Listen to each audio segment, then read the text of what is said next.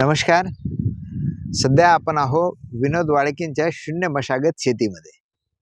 ज्या शेतीमध्ये आपण 19 मेला सुद्धा इथे कार्यक्रम घेतला होता. उन्हाळ्यामध्ये दाखवली होती परिस्थिती या शेताची. मागच्या सीझनमध्ये आपण हरभरा घेतला होता आणि हरभऱ्याची खुंट त्यावेळेस उभी होती. अनेक लोक बघायला आली होती आणि त्यावेळेस आपण जमिनीतला भुसभुशीतपणा किती आहे हे पण लोकांना दाखवला होता. प्रत्यक्ष हाताने उकरून पण लोकांनी पाहिलं होतं.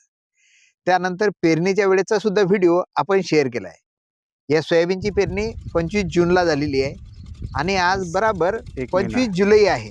म्हणजे 1 महिन्याचं हे सोयाबीन झालेलं आहे आणि या सोयाबीनला कोणतंही रासायनिक खत नाहीये आणि रासायनिक खत नसताना सुद्धा आपण बघू शकतो की सोयाबीन 1 नंबर आहे. म्हणजे आपण कधी या शेतामध्ये आला तर हे बघू शकता.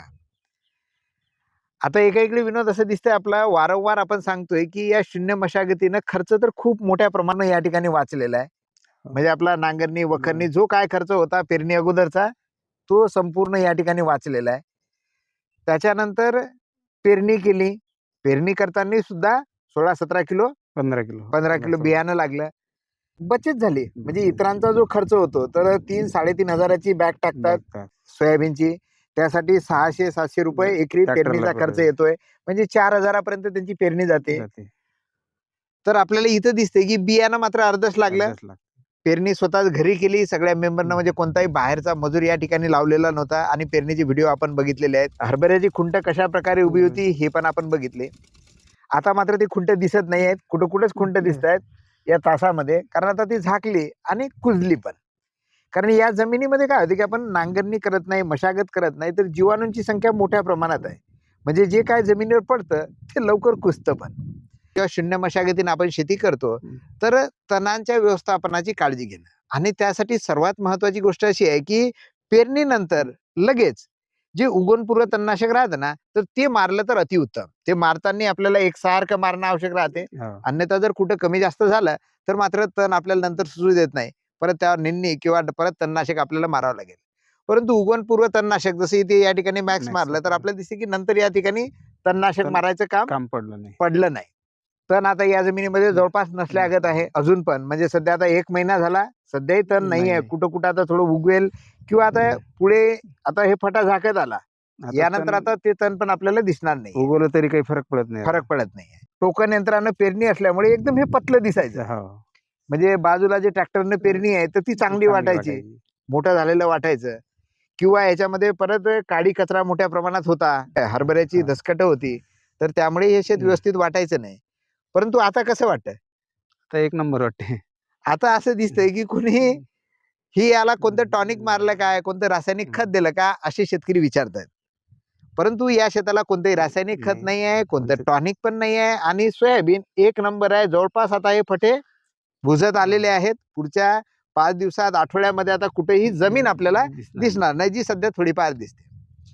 आणि अशा पद्धतीनं शून्य मशागत पद्धतीनं शेती करत असताना उत्पादन विनोद एकरी किती येतं? 10 क्विंटल. म्हणजे इतर शेतकरी तर मात्र रासायनिक खत देत आहेत, नांगरणी करतायत, तरी पण त्यांचं उत्पादन एवढं येत नाही. 6-7 क्विंटल जात नाहीये. पण इथं मात्र 10 क्विंटल उत्पादन येतं सोयाबीनचं. कापणीच्या वेळेस सुद्धा सोयाबीन कापणीच्या वेळेस आपण एक व्हिडिओ बनवू. व्हिडिओ बनवल्यापेक्षा कापणीच्या वेळेस आम्ही इथं कार्यक्रम ठेवू. ज्यांना कोणाला वाटतं की सोयाबीन सोंगायला यायचं आहे, इथलं उत्पादन बघायचं आहे तर नक्कीच आपण त्यांना बोलू. म्हणजे जर आपण स्वतः जर ते बघितलं तर आपला त्यावर विश्वास बसतोय आणि त्यासाठीच म्हणून हे व्हिडिओ सुद्धा मुद्दाम आपल्यापर्यंत वारंवार आपण पाठवतोय. कारण ही काळाची गरज आहे. आता हे मी स्वतः शेतकरी आहे, विनोद पूर्ण वेळ शेती इथं करतोय आणि म्हणून हे समजू शकतोय की बऱ्याच शेतकऱ्यांचा खर्च बियाण्यावर होतोय. बाहेरचं बियाणं आणतात, घरचं ठेवत नाही. तर मी म्हणतोय सर्वात पहिली आता गोष्ट आहे की जर आपण सोयाबीनच पेरताय, आपलं दुसरं कोणतं पीक नाही आहे, घरची कोणती दुसरी वस्तू आपल्याला खायला नाही आहे, तर कमीत कमी बियाण्यासाठी तरी आपल्याला सोयाबीन घरचं राहू द्यायचं आहे. आपण जर घरचं बियाणं ठेवलं तर त्याची उगवण क्षमता आपण तपासली तर मात्र आपला खूप खर्च कमी होतो. सोबत आता दिसतंय की आता विनोद 11 एकर शेती सांभाळत असताना 2च यंत्राचं याला काम आहे सध्या. एक म्हणजे टोकन यंत्र आणि त्यानंतर पाठीवरचा फवारणीचा पंप, चार्जिंग पंप. आता मोठे शेतकरी असतील त्यांना ट्रॅक्टरनं फवारणी करावी लागते. परंतु जर आपण शेतीच करत असाल, आता विनोद पूर्ण वेळ शेती करतोय आणि विनोदचं नेहमी म्हणणं राहते की आज मला कामच नाही आहे शेतात. कारण पेरणी 5 दिवसात झाली, हो. त्याच्या आधी कोणती मशागत नाही, मशागत म्हणजे नाही, काहीच उन्हाळाभर काही काम नव्हतं. काही म्हणजे दुसऱ्या महिन्यात ज्यावेळेस हरभरा निघाला हा. त्या दिवसपासून मी डायरेक्ट जून मध्ये शेतात आलो. बरोबर एक कार्यक्रम होता आपला, त्या दिवशी आलो हा. आणि डायरेक्ट जून मध्ये ज्या दिवशी पाऊस पडला त्या बरोबर दिवशी आपलं टोकन यंत्र आणि Right. बियाणं घेऊन शेतात. Right. ते शेतात काय येऊन काहीच नाही, कारण आपलं तसं शेत राहते. हा. येऊन काय करावं शेतात बरोबर. काही कामच नसते. बरोबर आहे. आणि त्यानंतर पेरणी पण 5 दिवसात संपली. हो, पेरणी आणि त्याच्यावर जे तणनाशक मारायचं होतं हो, ती पण म्हणजे म्हणजे फवारणी पण झाली पहिली तणनाशकाची. आता त्याच्यानंतर शेतामध्ये काय काम केलं? आता त्याच्यानंतर काहीच नाही. हे कुठं आता काम नसलं तर हेच कुठं ते तण वगैरे तण भुललं दिसलं, भुलून राहिलं, मोठं ते झालं, घरच्या तर घरी एवढं असं काहीतरी. काढणे. आणि ते दररोज जर शेतामध्ये येतो तर दररोज असं तेवढं- दिसते की आता एकट्यालाच निंदण्यासाठी पण इथं काम नाही आहे. एकही मजूर लावत नाही, एकही बाई लावत नाही. एकही मजूर या शेतामध्ये नाही.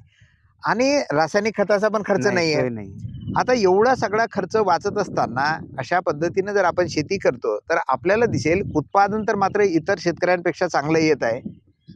हे उत्पादन येत असताना ह्या सगळ्या तर गोष्टी होत आहेत. उत्पादन वाढलंय, एकाकडे खर्च कमी झाला, आणि त्याही पेक्षा महत्वाची गोष्ट होत आहे ती म्हणजे जमिनीची सुपीकता वाढत आहे. कारण आता विनोदजवळ जनावरं पण नाही, म्हणजे शेणखत या शेताला नाही आहे.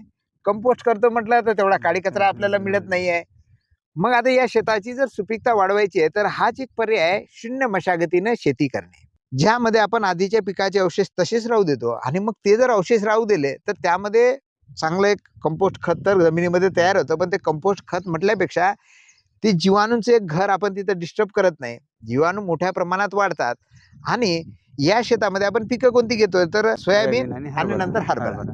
हे दोन्ही पीक, हे पीक 80 दिवस खातंय, ते पीक 80 दिवस खातं, बाकी दिवस परिपक्व होण्याचे बाकीचे दिवस आहे. आणि एवढ्या दिवसात त्याला जे खायला लागतं तर तेवढे अन्नद्रव्य पुरवण्याची क्षमता या जमिनीमध्ये आणि या जमिनीमध्ये नाही आहे. निसर्गातल्या प्रत्येक ठिकाणी जे जे वृक्ष वनस्पती वाढतात त्याला पोषण्याची जबाबदारी त्या जमिनीची असते. आणि निसर्गामध्ये जंगलामध्ये आपण पाहतो की कधीच अन्नद्रव्य कमी पडले का त्या सागाच्या झाडाला, असं कधी होत नाही. आणि ते जमिनीमध्ये राहते. परंतु ते अन्नद्रव्य उपलब्ध करून देण्यासाठी जे जीवाणू लागतात ते मात्र आपल्या शेतामध्ये नसतात, रासायनिक खत दिल्यामुळे किंवा वारंवार नांगरणी केल्यामुळे. तर आता या जमिनीमध्ये आपण रासायनिक खत पण देत नाही, नांगरणी वखरणी करत नाही, आणि त्यामुळे जीवाणूंची संख्या मोठ्या प्रमाणात आहे. आणि त्यामुळे आपल्याला दिसते की आता या सोयाबीनला कोणतंही रासायनिक खत नाही, कोणतंही टॉनिक नाही, आणि कीटकनाशक पण आवश्यकतेनुसारच राहिले. आवश्यकतेनुसार. म्हणजे आता सध्या फवारणी पण झाली नाही, काहीच नाही. आणि आता सध्या कोणती फवारणी झालेली नसताना आता आपल्याला दिसते की या स्टेजला विनोद किडी कोणत्या येतात. एक तर उंटाळी आलेली दिसते कुठं कुठं, तर ती या शेतामध्ये कुठं दिसत नाही. दुसरा शूट फ्लाय म्हणून म्हणतात त्याला, तर ती येते, ती खोळामध्ये जाते, खोळ खाते आणि खोळाला छिद्र करून परत ते बाहेर येते. तर तिची पण ते सुरुवातीच्या अवस्थेत आपल्या शेतामध्ये येत असते आणि त्याची कुठेही लक्षणं या शेतामध्ये दिसत नाही. तिसरी कीड आपली सोयाबीनवर आता महत्वाची येत असते ते म्हणजे चक्रीभुंगा. तर आता या शेतामध्ये सुद्धा चक्रीभुंग्याचे जे बिटल्स आहेत, आम्ही आता इथे फिरलो तर ते कुठेच दिसत नाही आहेत. म्हणजे मी आता फोटो काढायसाठी बघत आहे की मला चक्रीभुंग्याचा बिटल भेटला पाहिजे. संध्याकाळची वेळ आहे, आता संध्याकाळ होत आहे, तर संध्याकाळी दिसायला पाहिजे, पण ते कुठे दिसत नाही आहेत. सोबत त्या चक्रीभुंग्यानं कुठं डॅमेज केलं, एखादं पान वाळलं, 2 काप त्याचे पडलेले आहे आणि ते वाढलं, असं पण दिसत नाहीये. म्हणजे आपल्याला दिसते इथं तो पण अटॅक सध्या कमी आहे. आणि हे निसर्गाचं चक्र पण आहे. म्हणजे जशा शत्रू किडी येतात तशा मित्र किडी पण राहतात. तरी इथं निसर्गाचं बॅलन्स सगळं साधलं जातं. आणि अशा प्रकारे कमी खर्चात सोयाबीन इथं घेतलं जातं. आवश्यकता पडली तर आपण सोयाबीनवर फवारणी सुद्धा करतो, परंतु ते आवश्यकतेनुसार. अनेक लोक काय करतात की आवश्यकता आहे का नाही हे नाही बघत, सोयाबीनवर 2-3 फवारण्या झाल्या पाहिजे, इतर करतात का म्हणून आपण फवारणी करायची, आणि म्हणून लोक फवारणी करतात. आपल्याला दिसेल की झाड जर सशक्त आहे, त्याला खायला जर चांगलं आहे, तर त्यावर फवारण्याची आवश्यकता नाहीये. तो सशक्त माणूस आहे. सशक्त माणसं आपल्या भरपूर जण राहतात की काही जणांना सर्दी होते आणि काहींना होत नाहीये. त्याची ती खातो पितो चांगला किंवा राहतो चांगला त्यावर आहे. तशाच प्रकारे ही पीक सुद्धा आता इथं सदृढ आहे, यावर फारसे रोग येत नाही आहे. आणि क्वचित एखादा आला, सर्दी परसा झाला, तर सर्दी परसासारखं एखादं जे कीटकनाशक आहे त्याला लागणार आहे, तर आपण ते या ठिकाणी फवारतो. तर नक्कीच या ठिकाणी फवारणीची जर वेळ आली तर त्याचाही एक व्हिडिओ तुमच्यापर्यंत पाठवू.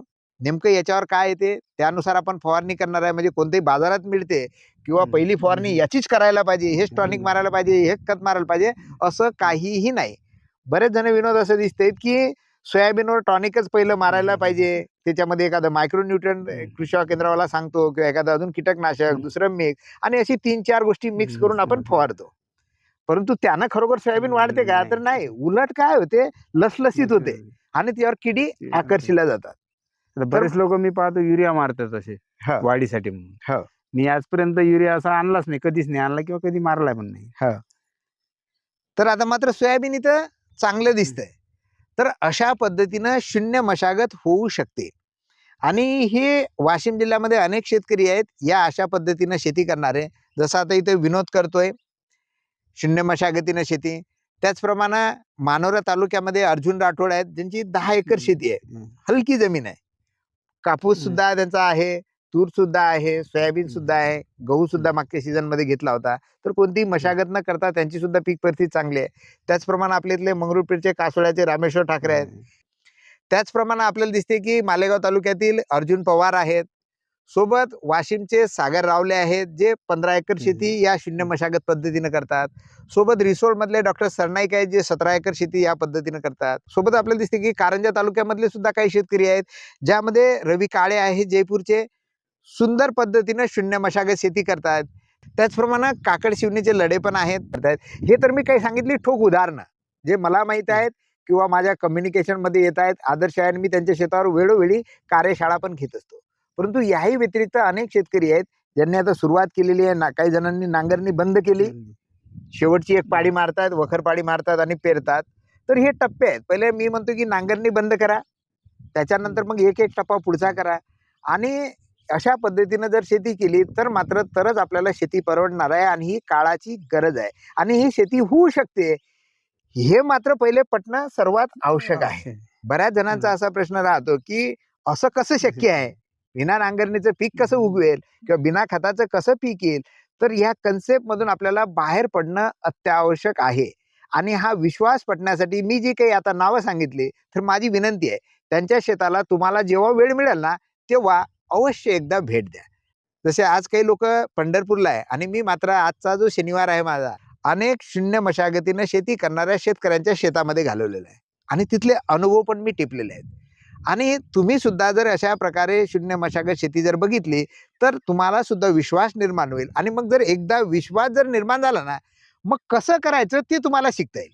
पण विश्वास नाही आहे आणि तुम्ही शिकायला जाता तर मात्र अडथळा येणार आहे. मग एकदा जर तुम्हाला समजलं की हे विनोद होऊ शकते तर मग शेता परत पद्धती बदलू शकतात. तुमचं हलकं रान आहे, तुमचं भारी रान आहे, म्हणजे काही जण सरी वरंबा तयार करून करतात. आणि मी म्हणेल की तुमची जर चिबडीची जमीन आहे ज्या ठिकाणी पाणी साचून राहते तर त्या ठिकाणी अवश्य सरी वरंबा करा, ज्याच्यामुळे पीक आपलं चांगलं येणार आहे. परंतु आता विनोद सारखी शेती आहे ज्यामध्ये पाणी कुठं साचून राहत नाही, पाण्याचा निचरा चांगला होतोय, ठिकठिकाणी आपण पाणी जाण्यासाठी आउटलेट केलेले आहेत, जलतारा या ठिकाणी आहेत आणि त्यामुळे कुठंच पाणी साचून राहत नाहीये. अशा शेतीमध्ये बिना वरंब्याची सुद्धा शून्य मशागत शेती उत्कृष्ट होते. किंवा मला असं दिसतं किंबहुना अशा पद्धतीची जर जमीन असेल तर तिथं वरंबे न पाडताच अशा पद्धतीने शेती करा. हलकी जमीन असेल तर त्या ठिकाणी अवश्य उताराला आडवी पेरणी करा. शक्य वाटलं तर तिथे सुद्धा वरंबा करा जर सुपीक माती नसेल तर. परंतु तुमच्या शेतानुसार तुम्हाला माहित आहे त्या ठिकाणी कसं करायचं, कारण प्रत्येकाच्या शेताचं जजमेंट प्रत्येकाला आपापलं राहतं. तर मी म्हणतोय त्या पद्धतीनं मग तुम्ही पुढे जाऊ शकता, त्याबाबत इतरांना विचारू शकता, इतर शेतकऱ्यांच्या शेतांना भेटी देऊ शकता आणि आणखीन काही नवनवीन माहितीसाठी आपण माझ्या यूट्यूब चॅनलला भेट देऊ शकता. या यूट्यूब चॅनलच्या माध्यमातून आपल्याला अनेक नवीन गोष्टी कळतील. मात्र त्या सगळ्या गोष्टी आपल्यापर्यंत पोहोचण्यासाठी आपण जर या चॅनलला सबस्क्राईब केलं नसेल तर अवश्य करा, लाईक करा. तसेच ह्या गोष्टी इतर शेतकऱ्यांपर्यंत जाण्यासाठी आपल्याला जर आवडल्या असेल ना तर शेअर करायला विसरू नका.